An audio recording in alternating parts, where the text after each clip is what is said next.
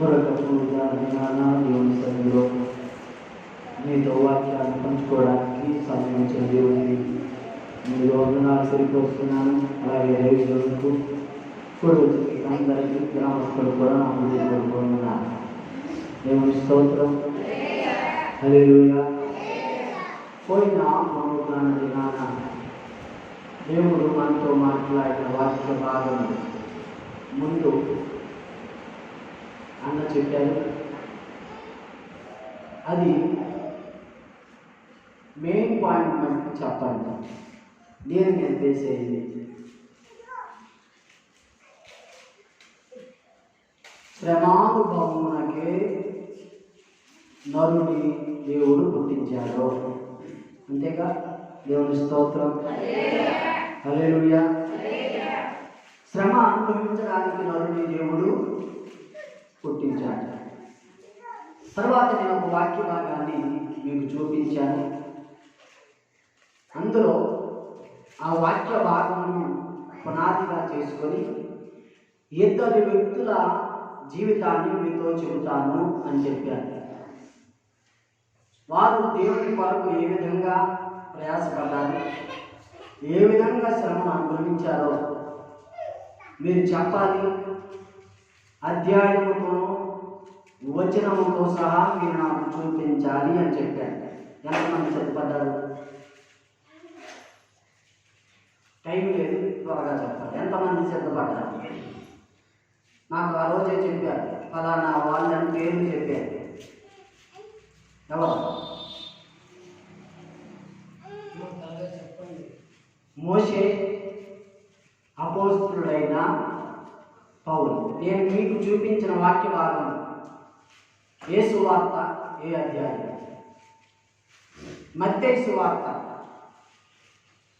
16వ అధ్యాయం 24వ వచనం నుండి 26వ వచనం వరకు చదువుతానా? నేను చదువుతాను, వినండి. మత్తయి సువార్త 16వ అధ్యాయం 24వ వచనం నుండి 26వ వచనం.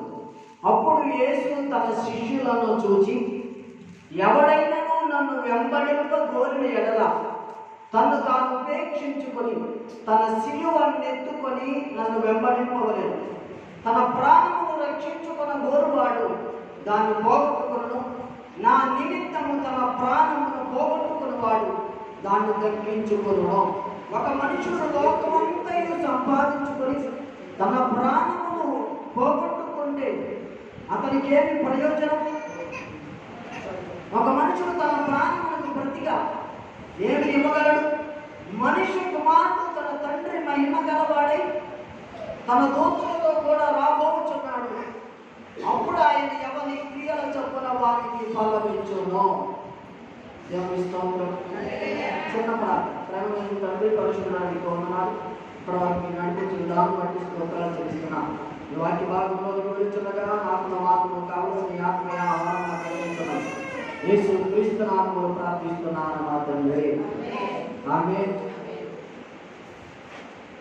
ఇక్కడ వాక్య భాగంలో ఉన్నది ఏమిటంటే, అప్పుడు యేసు తన శిష్యులను చూసి, ఎవడైనానో నన్ను వెంబడింప కోరిన ఎడల తన్ను తాను ఉపేక్షించుకొని తన సిలువనెత్తుకొని నన్ను వెంబడింపవలెను. దేవుని స్తోత్రం. యేసు క్రీస్తు ప్రభువారే స్వయంగా తన నోటి నుండి వచ్చిన మాటలు ఎవరితో చెప్తున్నారు అంటే శిష్యులతో చెప్తున్నారు. ఎవరైతే దేవుడిని వెంబడించాలనుకుంటున్నారో, ఎవరైతే క్రీస్తును కలిగి జీవించాలనుకుంటున్నారో, ఎవరైతే యేసు క్రీస్తు ప్రభువారిని నిజ రక్షకునిగా అంగీకరించాలనుకుంటున్నారో వారు చేయవలసింది ముందుగా తన సిలువనెత్తుకొని దేవుని వెంబడించాలి. దేవుని స్తోత్రం. సిలువ అనగా అర్థం ఏంటి? సిలువ అంటే శ్రమ. దేవుని స్తోత్రం. ఎవరైతే క్రీస్తును అంగీకరించాలనుకుంటున్నారో, ఎవరైతే దేవుని కలిగి జీవించాలనుకుంటున్నారో, ఎవరైతే నిజ రక్షకునిగా ప్రభువును అంగీకరించాలనుకుంటున్నారో వారు మోయవలసింది తన సిలువ. అంటే శ్రమను మోసేవారుగా ఏం మోయాలి? శ్రమను మోసేవారుగా ఉండాలి. క్రీస్తును అంగీకరిస్తే ఆశీర్వాదం వస్తుంది, క్రీస్తును అంగీకరిస్తే దీవెనలు వస్తాయి, క్రీస్తును అంగీకరిస్తే చాలా రకాల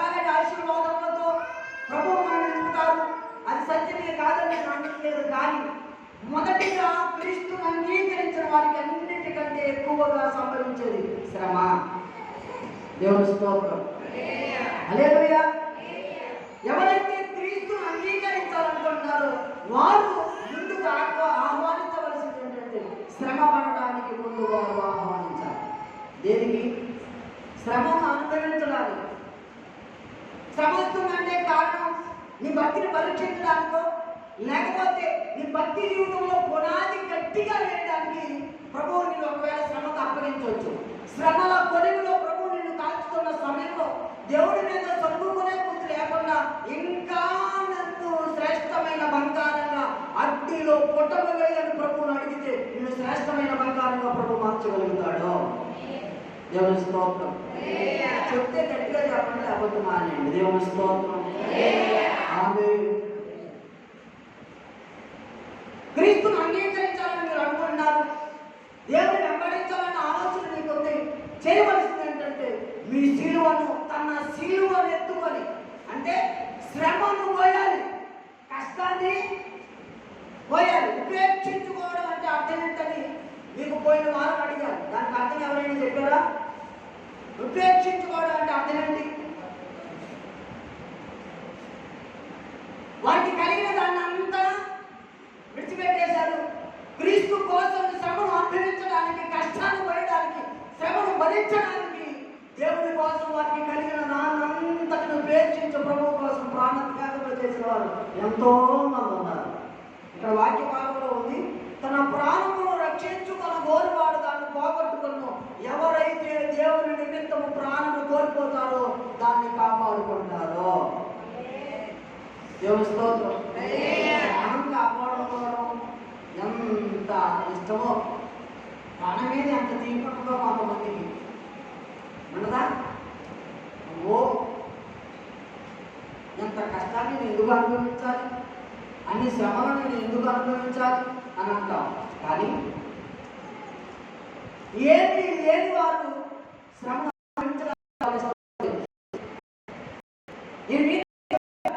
ఒక వ్యక్తి క్రీస్తు కొరకు తన రాజరికాన్ని కూడా వదిలిపెట్టుకుని దేవుని కొరకు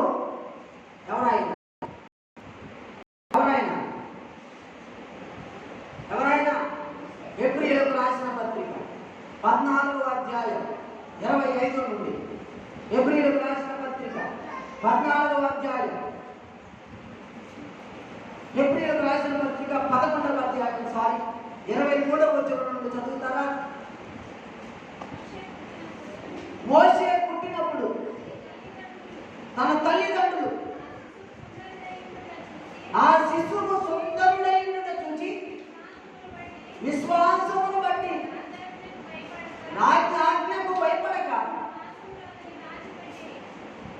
3 మాసములు అతనిని దాచిపెట్టి, మోషే పెద్దవాడైనప్పుడు విశ్వాసమును బట్టి ఐగుప్తు తనను కంటే క్రీస్తు విషయమైన నింద గొప్ప భాగ్యమని ఎంచుకొని అల్పకాలము పాప భోగం అనుభవించుట కంటే దేవుని ప్రజలతో శ్రమ అనుభవించడం మేలని యోచించి ఫరో కుమార్తె యొక్క కుమారుడని అనిపించుకున్నటకు ఒప్పుకొనలేదు.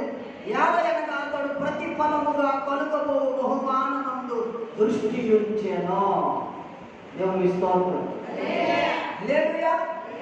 మోషే జీవిత చరిత్ర మీకు అందరికీ కొంచెం అవగాహన ఉందని నేను అనుకుంటున్నాను. మోషే పుట్టినప్పుడు బహు సౌందర్యవంతుడిగా ఉన్నాడు. అప్పుడు రాజ్యాంగ ప్రకారం పుట్టిన ప్రతి పిల్లవాడిని, ప్రతి మగబిడ్డను చంపేయాలి. రాజ్యాంగకు భయపడక శిశువు చాలా సుందరుడిగా ఉండడం చూసి తల్లిదండ్రులు 3 మాసములు దాచిపెట్టారు. 3వ మాసంలో నైలు నదిలో విడిచిపెట్టారు. ఆ నైలు నదికి పరిసరాల ప్రాంతంలో స్నానం చేయడానికి వచ్చింది మరో కుమార్తె. స్నానం చేయడానికి మరో కుమార్తె వచ్చి ఆ జమ్ము పెట్టిలో ఉన్న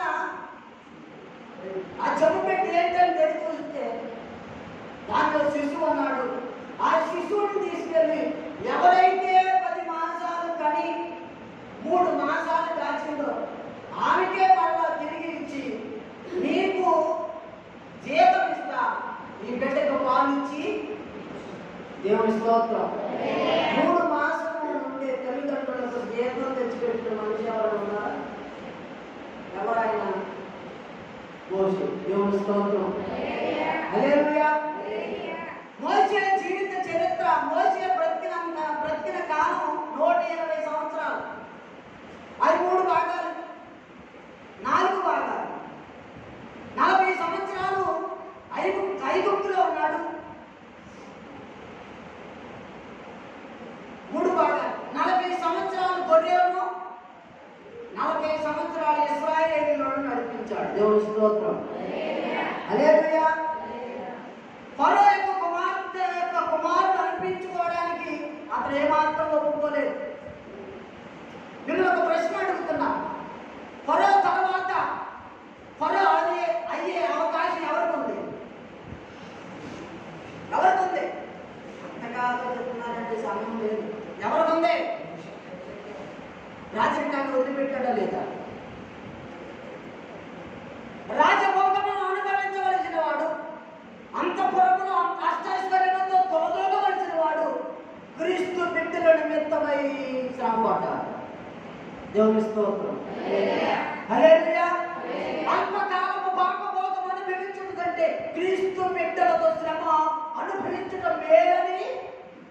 ఏది అనుభవించడం? ఎవరి నిమిత్తం? క్రీస్తు బిడ్డల. తర్వాత ఐగుప్తు దేశాన్ని పరిపాలించిన వారందరినీ ఫరో అంటారు. వారికి పేర్లు ఫరో, వారి పేర్లు బైబిల్లో రాయబడలేదు, కానీ ప్రతి రాజును ఫరో అనే పిలుస్తారు. తర్వాత ఫరో అవ్వవలసిన వాడు, అనగా ఐగుప్తు దేశానికి రాజు అయ్యే అవకాశం మోషేకుంది. దాన్ని కూడా దేవుని కొరకు వదిలిపెట్టేశాడు. దేవుని స్తోత్రం. హల్లెలూయా. క్రీస్తు బిడ్డలతో శ్రమ అనుభవించాడు. 40 సంవత్సరాలు అష్టైశ్వర్యాలు అనుభవించిన వాడు దాన్ని వదిలిపెడితే సంతోషంగా ఉంటుందా? 40 సంవత్సరాలు ఎక్కడున్నాడు? 2 సంవత్సరాలు లేకపోతే ఒక 10 సంవత్సరాలు ఒక మంచి ఇంట్లో పుల్లి వేసి అనుకోండి, ఒక 10 సంవత్సరాలు మీరు ఉన్నారు. తర్వాత దాని నుండి విడిచిపెట్టి రావడం మీకు సాధ్యమేనా? మీకు సాధ్యమేనా? సాధ్యం. 40 సంవత్సరాలు ఫరో యొక్క ఇంటిలో, అనగా రాజభవనములు, అన్ని రాజభోగాలు అనుభవించిన వాడు ఒకేసారి గొర్రెలు కాసుకునే వాడిగా తయారైపోయాడు. ఎవరిని మెట్టుకో?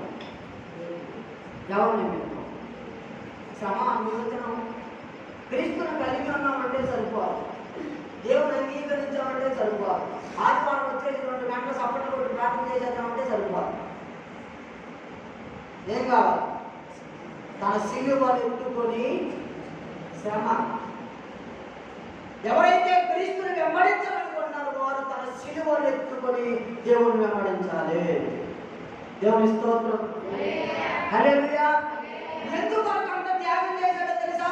ఆ 40 సంవత్సరాలు రాజభోగాన్ని అనుభవించిన వాడు ఒకేసారి గొర్రెలు కాల్చుకునే వాడిగా తయారయ్యాడు. 40 సంవత్సరాలు గొర్రెలు కాల్చాడు. ఆ 40 సంవత్సరాల తర్వాత ఏదైనా సంతోషం ఉందా అంటే సంతోషం లేదే. తన తల్లి చెప్పింది, నీ ప్రజలు ఐగుప్తు దేశంలో బానిసత్వాన్ని వారిని విడిపించడానికి ప్రభువుని ఎన్నుకున్నాడు. దేవుని స్తోత్రం. 40 సంవత్సరాలు ఎంతో కష్టపడి ఐగుప్తు దేశంలో మహా అద్భుతాలు 10 అద్భుతాలు చేసి దేవుని చేత ఆశ్చర్య కార్యాలు జరిగించిన వాడే ఐగుప్తు దేశం నుండి ఇశ్రాయేలీయులను బయటకు తీసుకొస్తే మెచ్చుకొని మేఘాలు చెప్పారా? ఏం చేశారు? నీరు కాడా సంకటమే, తిండి కాడా అన్నీ. ఎందుకు నేను అనుభవించాలి? నేను ఎందుకు? నాకు ఈ బాధ ఎందుకు? నాకు ఈ కష్టం ఎందుకు? చక్కగా హాయిగా రాజభోగం అనుభవించవలసిన రాజు అవ్వాల్సిన వాడిని ఇలా కష్టం నాకు ఎందుకు అనుకున్నాడా? దేవుని స్తోత్రం. హల్లెలూయా. రాజు అవ్వవలసిన వాడు ఆ కష్టాన్ని ఎందుకని అనుకోలేదు, కానీ తర్వాత అతను కలుగబోయే బహుమానం కొరకు చూశాడు. దేని కొరకు? బహుమానం అంటుంది. అదేంటి? శ్రమ అనుభవిస్తే బహుమానం అండి. ఏదైనా భోజనం ఇస్తే ఏదో బహుమానం ఇస్తే అనుకోవచ్చు, కానీ శ్రమ అనుభవిస్తే బహుమానం అంటే క్రైస్తత్వం లోకానికి దేనికి? లోకానికి వ్యతిరేకం. నువ్వు ఎన్ని శ్రమలు అనుభవిస్తే అంత శ్రేష్టమైన బహుమానం ప్రభుని కొరకు ఆచరించాడు. దేవుని స్తోత్రం. హల్లెలూయా. శ్రేష్టమైన బహుమానం. ఇక్కడ ఒక వాక్యంలో ఉంది, విశ్వాసమును బట్టి ఐగుప్తు ధనము కంటే క్రీస్తు విషయమైన ఇంత గొప్ప వాక్యము ఎంచుకొని అల్పకాలం పాపబోధం అనుభవించడం కంటే దేవుని ప్రజలతో శ్రమ అనుభవించడం మేలుని యోచించి మరో కుమార్తె యొక్క కుమారుడని అనిపించుకున్నట్టు ఒప్పుకొనలేదు. యాలయనగా అతడు ప్రతిఫలముగా కలుగబో బహుమానముందు దృష్టి ఉంచెను. నువ్వు శ్రమ పడిన దానికి కలుగబోయే బహుమానం నేను మీరు దృష్టి ఉంచాలి. ఇంత కష్టం నేను ఎందుకు అనుభవించాలి? ఇంత కన్నీరు నాకే ఎందుకు పడుతుంది? ఇంత ఏడుగు నేను ఎందుకు ఆడవాలి? నాకు ఏమవుతుందే అనుకుంటున్నారా? మీరు ఎంత శ్రమ అనుభవిస్తే అంత శ్రేష్టమైన కిరీటం ప్రభు మీ తల మీద పెడతారు. నమ్మితే గట్టిగా చెప్పండి. దేవుని స్తోత్రం.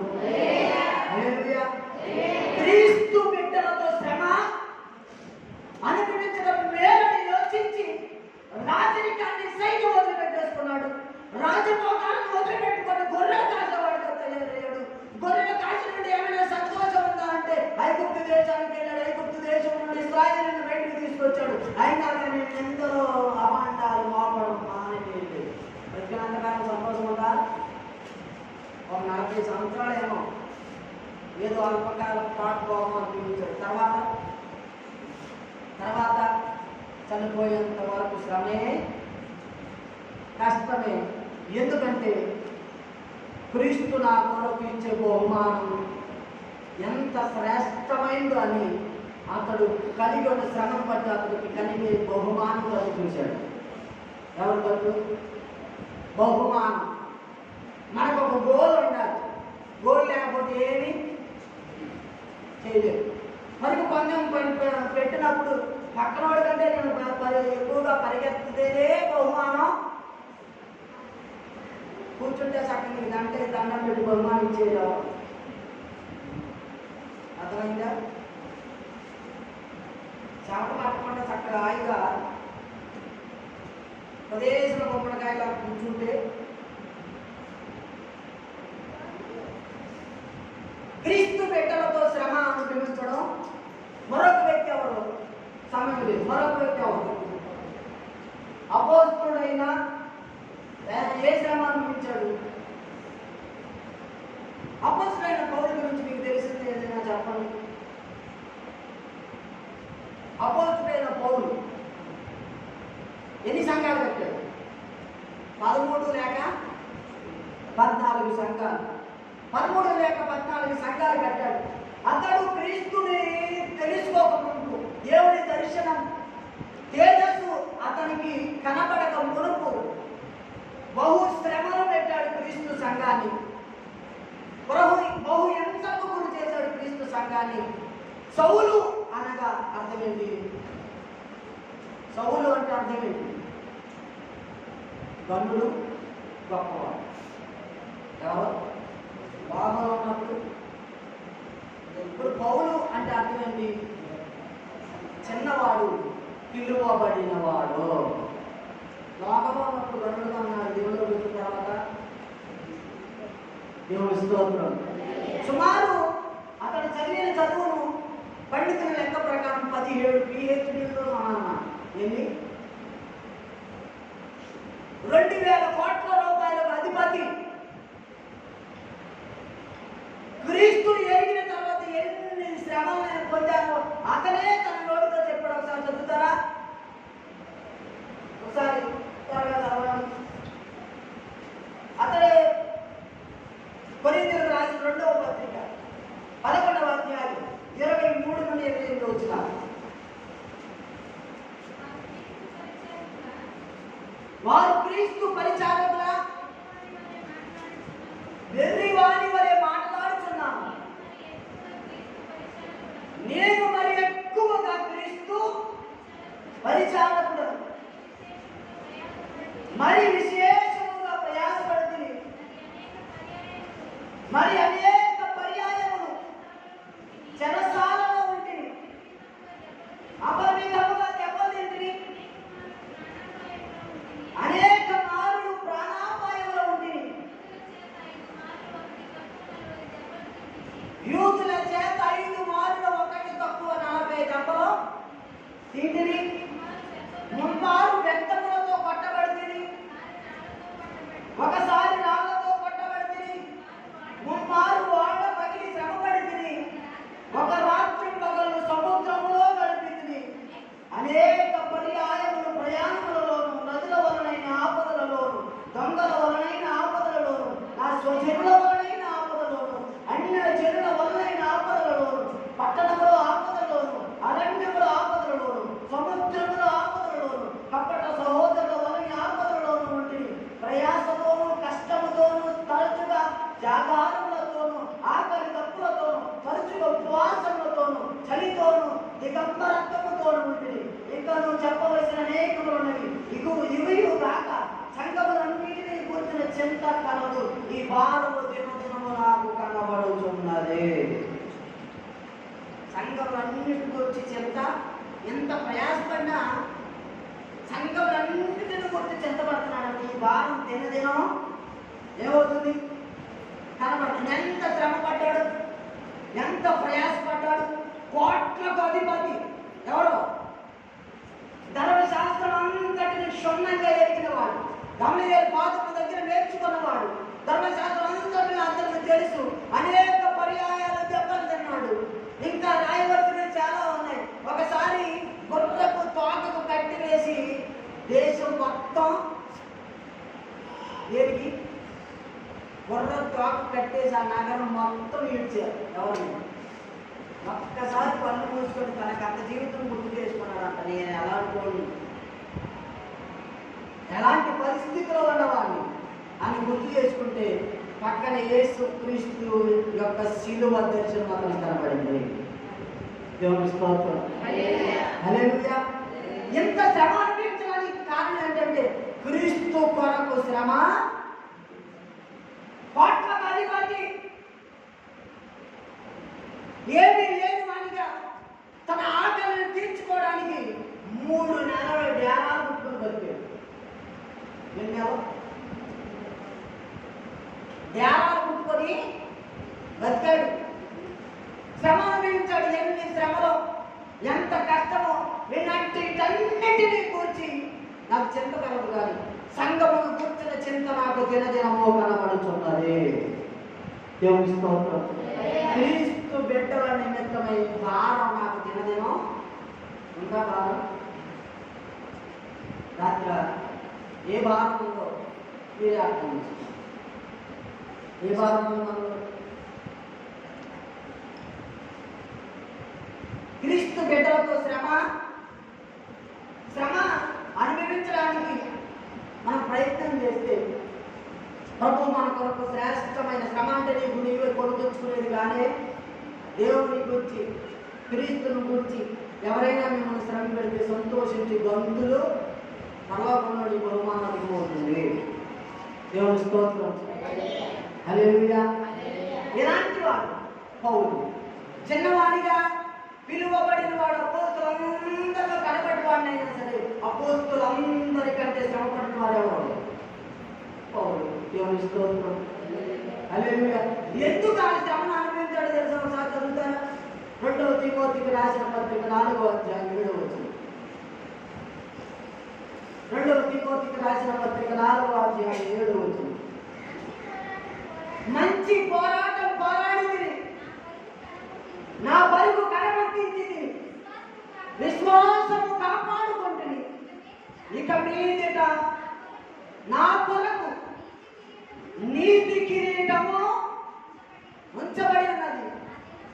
ఆ దినమందు నీతి గల న్యాయాధిపతి అయిన ప్రభువు అది నాకు మాత్రమే కాక తన ప్రత్యక్షతను అపేక్షించు వారందరికీ అనుగ్రహించును. దేవుని స్తోత్రం. ఇప్పుడే బాణార్పణముగా పోయబడుచున్నాను అని దాని ముందు వచ్చిన వాళ్ళు ఉంటుంది. ఏ సమయంలో ఈ మాట మాట్లాడడం తెలుసా? ఇంకా కొద్ది సమయంలో, ఇంకా కొన్ని రోజుల్లో చెక్క పొయ్యి మీద తల ఉంచి నరికే సమయం దగ్గరకు వచ్చింది. ఎవరికి? ఎవరికి? అప్పుడు అంటున్నాడు, నేను మంచి పోరాటం, ఒకటి తక్కువ 4 దెబ్బలు 5 మార్లు అంటే మంచి పోరాటమా? చెప్పాలి మీరు. ఒకటి తక్కువ 40 దెబ్బలు 5 సార్లు తినటం మంచి పోరాటమా? దిగంబరిగా ఉండటం మంచి పోరాటమా? నేను మంచి పోరాటం పోరాడాను, నీతిగా న్యాయాధిపతి నాకు జీవ కిరీటం ఇస్తాడు. దేవుని స్తోత్రం. ఏ కిరీటం కొరకు ప్రయాస, ఎందుకు శ్రమ అంటే ఎవరి బహుమానాన్ని వారికి ప్రభు సిద్ధపరిచాడు. దేవుని స్తోత్రం. హల్లెలూయా. చక్కపై మీద తలనెట్టి పొక్కగా నరికే సమయం దగ్గరికి వచ్చినప్పుడు అంటాడు, మంచి పోరాటం పోరాడితేనే, నా పరుగు తొలగించింది, నా విశ్వాసము కాపాడుకుంటేనే. దేవుని స్తోత్రం. శ్రమలో, కష్టంలో, వ్యాధంలో నీ విశ్వాసం కాపాడుకుంటే నీ కొరకు ప్రభు జీవితం ఇస్తాడు. దేవుని స్తోత్రం. హల్లెలూయా. బైబిల్లోనే కాదు, భారతదేశానికి ఏ సంబంధం లేని వ్యక్తులు తమకు కలిగిన వాటన్నిటిని విడిచిపెట్టి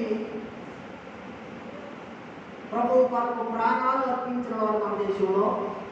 నిన్న తోమా చనిపోయిన రోజు.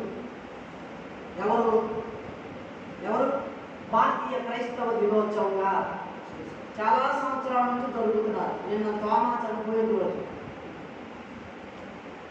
ఆ జ్ఞాపకార్థంగా భారతీయ క్రైస్తవ దినోత్సవంగా జరుగుతున్నారు. మేము అక్కడ వారికి వెళ్ళాము, కానీ బాధపడ్డం ఎందుకంటే అక్కడ వ్యాపార సంబంధమైందే ఉంది. ఎందుకంటే వ్యాపార సంబంధమైంది. వెళ్ళి దాన్ని మొక్కడం, అక్కడ మోకాలు వేసి దాన్ని మట్టి తీసి నోట్లో చేసుకోవడం, అదే జరుగుతుంది. దేవుని స్తోత్రం. హల్లెలూయా.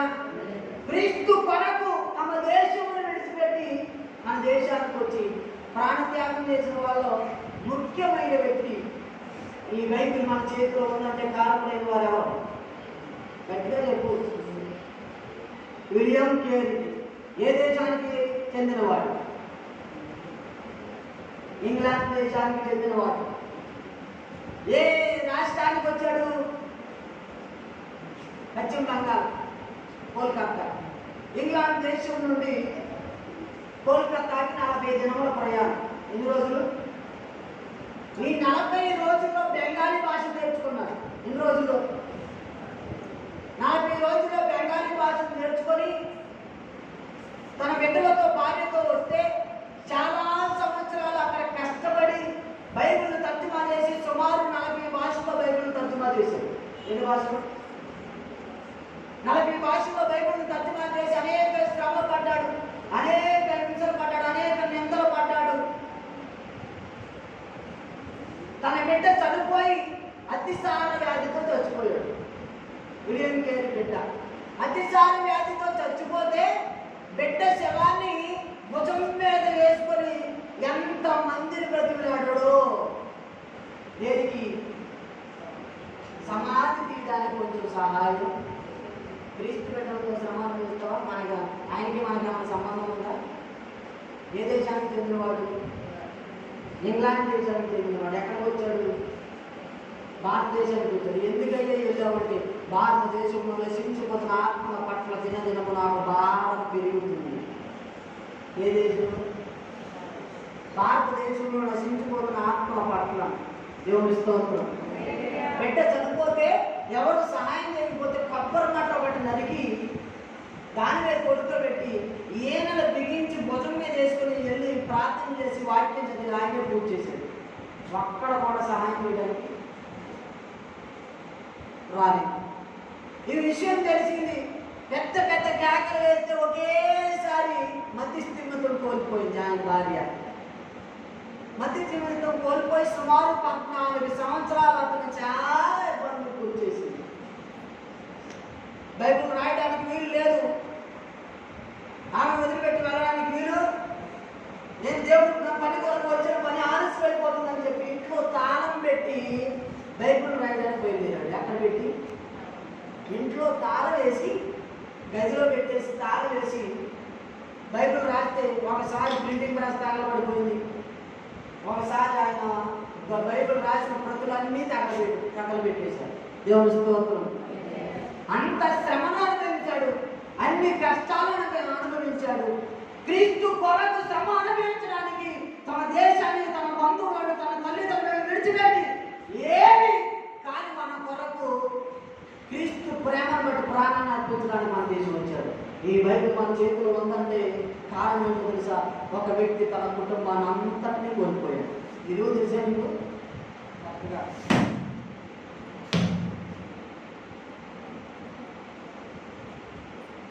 అర్థమైందా?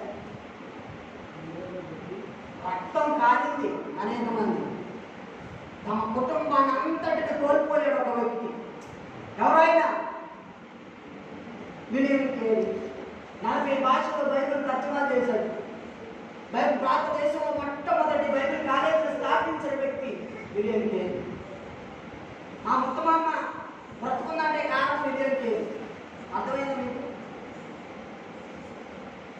సతీ సహగమనం అనే మూఢనమ్మకం ఒక భారతదేశం. మంచి యవన కాలంలో ఉన్న స్త్రీని రేపో మాపో పోయేవాడికి ఇచ్చి పెళ్లి చేసేవాళ్ళు. అప్పుడు 75 సంవత్సరాల వయసు ఉండి 16 సంవత్సరాల వయసు వెలిగించి పెళ్లి చేస్తే ఆడు చచ్చిపోతే ఏమన్నా తీసుకెళ్ళి మంటలో వేయాలి. దాన్నే సతీ సహగమనం అంటారు. ఏది సజీవ దహనం. అతను చచ్చిపోయాడు, భర్త, భార్య బతుకోవడానికి దాని ఆపింది ఎవరో తెలుసా? William Carey. దేవుని స్తోత్రం. హల్లెలూయా. విలియం కేరీ ఎందుకు చచ్చిపోవాలి? ఎక్కడో ముసలోడిని తీసుకొచ్చి ఏమైనా కావాలి పెట్టకి చేసి అతను చచ్చిపోతే ఏమైంది చాలని పోరాటం చేసి సతీ సహగమనాన్ని భారతదేశంలో ఆఖరి పెట్టి విలియం కేరీ. దేవుని స్తోత్రం. హల్లెలూయా. మూఢనమ్మకాన్ని నిర్మూలించాడు. దేవుని స్తోత్రం. సిరంపూర్ బైబిల్ కాలేజ్ ఇప్పటికీ భారతదేశంలో number 1 Bible college. Serampore Bible college ఆయన స్థాపించాడు. భారతదేశంలో వేదాంత కళాశాల బైబిల్ కాలేజీని స్థాపించిన వ్యక్తి విలియం కేరీ. దేవుని స్తోత్రం. అంత శ్రమను అనుభవించి, అన్ని కష్టాలు అనుభవించి, ఏది కాని మన కొరకు బైబిల్ ఈ వాక్యం మనం చదవగలుగుతున్నామంటే కారణం ఎవరు? దేవుని గురించి నీకు తెలిసినట్టే కారణం ఎవరో? దేవుని స్తోత్రం. మరొక వ్యక్తి గ్రాహం స్టెయిన్స్.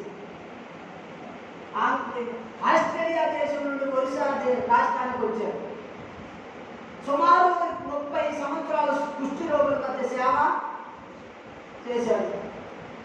1999వ సంవత్సరం జనవరి 22వ తేదీన అర్ధరాత్రి 12:45 కుష్ఠరోగుల మధ్య సేవ చేస్తూ, వారికి పరిచయం చేస్తూ, వాక్య భాగాన్ని అందించి 2 పిల్లలతో తిమోతి, ఫిలిప్ వారి 2 పిల్లల పేర్లు కారులో సేవ తీరుతుంటే 60 మంది వచ్చి కారు అద్దాలు కొట్టి గుణపాలతో పొడి చేసి కారు కింద గట్టి పెట్టి తగలబెట్టేశారు పెట్రోల్. ఆ సమయంలో ఏం చెప్పాడు తెలుసా? వెంటనే క్రీస్తు కొరకు ప్రాణం పెట్టడానికి ప్రభు మనకు అవకాశం ఇచ్చాడు. మనకంటే జరిగింది మరొకరు చప్పల పట్టాలు. క్రీస్తు పెట్టడంతో చెమటనే కారుతున్నా అసలు రక్తమన్నా జరిగితే పట్టకుండా ఇది చెమట పడుతుంది. పడుతుందా? ఆ పట్టెత్తి దేవుని స్తోత్రం. సజీవ యాగంగా తగలబెట్టేశారు.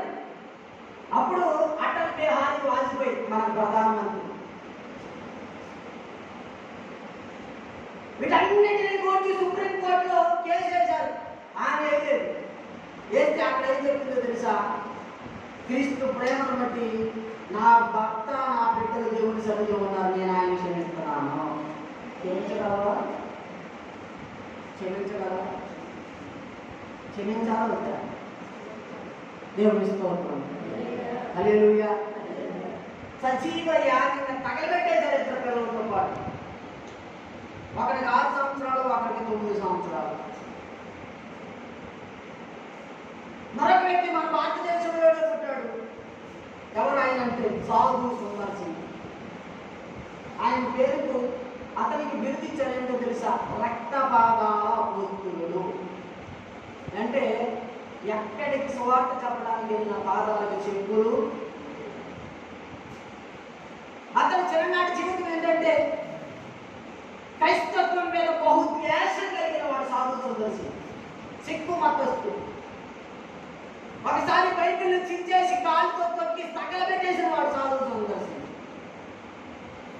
తగలబెట్టేసిన వాడు. తర్వాత ఏదో అనారోగ్యం పాలైతే ఎంతో మంది దేవుడికి మొక్కాను, కానీ నువ్వు మాత్రం నువ్వు దేవుడు అయితే నాకు ఒకసారి దర్శనమే నన్ను స్వస్థపరచంటే దేవుడి వెలుగు ఆయన ఉన్న విధంతా వ్యాపించి అప్పటికప్పుడు స్వస్థత దేవుడు ఇచ్చాడు. దేవుడి స్తోత్రం. దేవుడిని కనుగొన్నందుకు, దేవుడిని ఎరిగినందుకు కన్న తల్లిదండ్రులు అన్నం వేసింది. ఎవరు?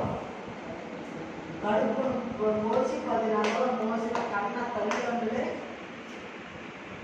నిన్న జాతరంలో పొలానికి చెందిన దేవుని నువ్వు నా రక్షకుడిగా అంగీకరిస్తావా అని అన్నంలో విషం పెట్టాడు. చాలా బలహీన పడ్డాడు, కానీ ప్రభు అతను స్వస్థపరిచాడు. దేవుని స్తోత్రం. హల్లెలూయా.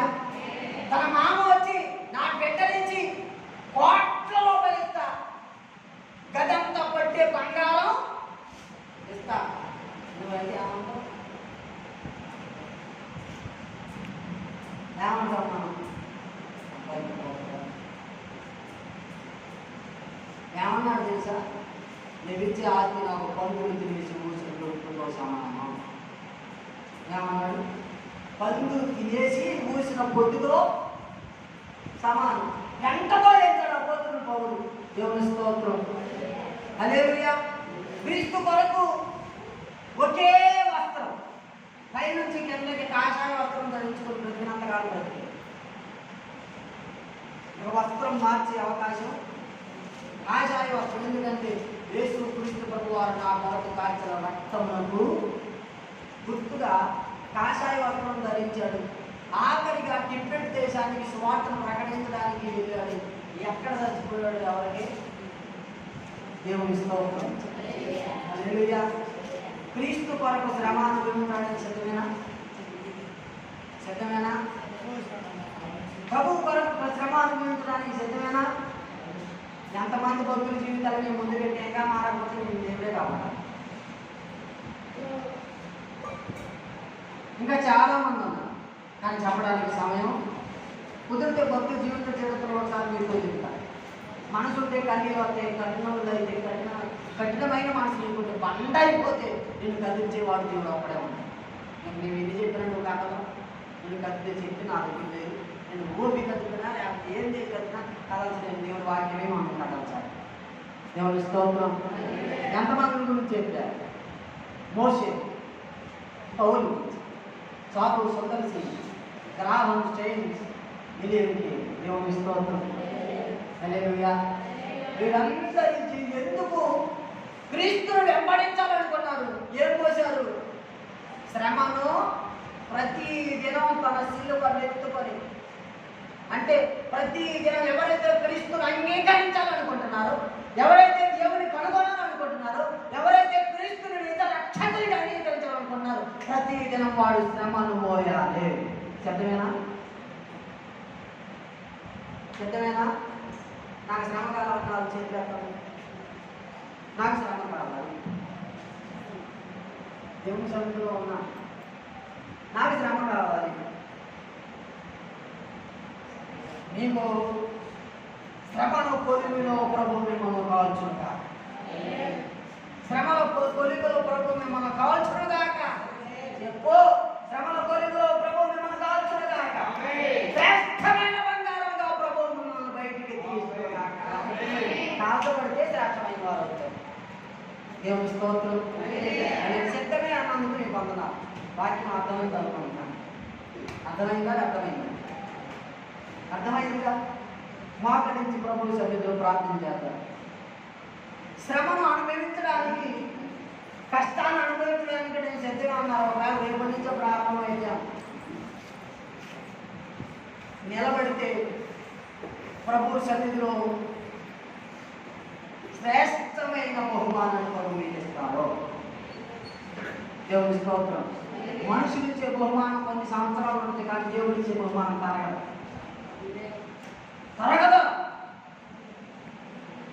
ప్రభు సన్నిధిలో ప్రార్థన చేద్దాం.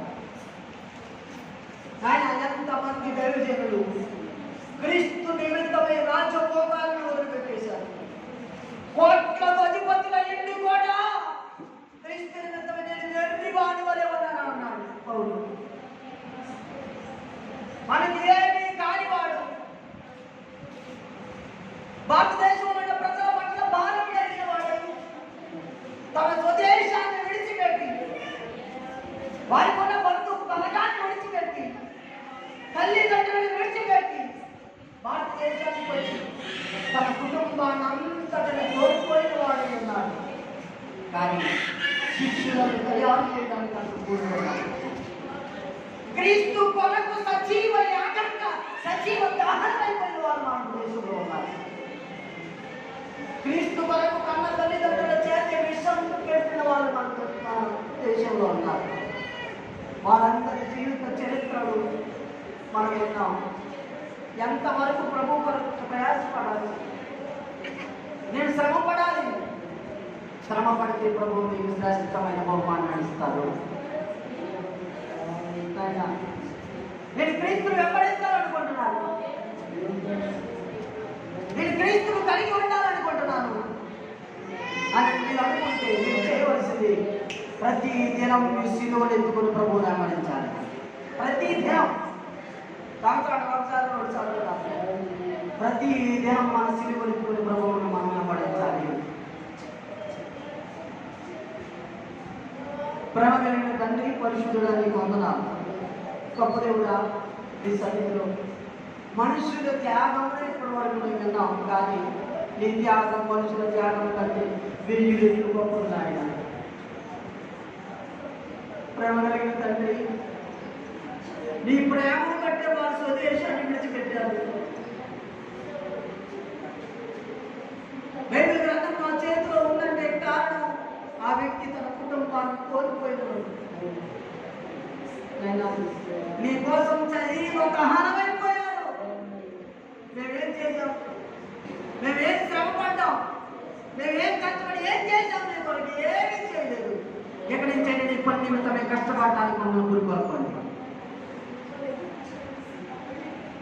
ప్రేమ కలిగిన తండ్రి, నువ్వు మాట్లాడిన ప్రతి మాట వందలను తెలుస్తుంది. యేసు క్రీస్తు నామములో ప్రార్థిస్తున్నాను మా తండ్రి. ఆమేన్.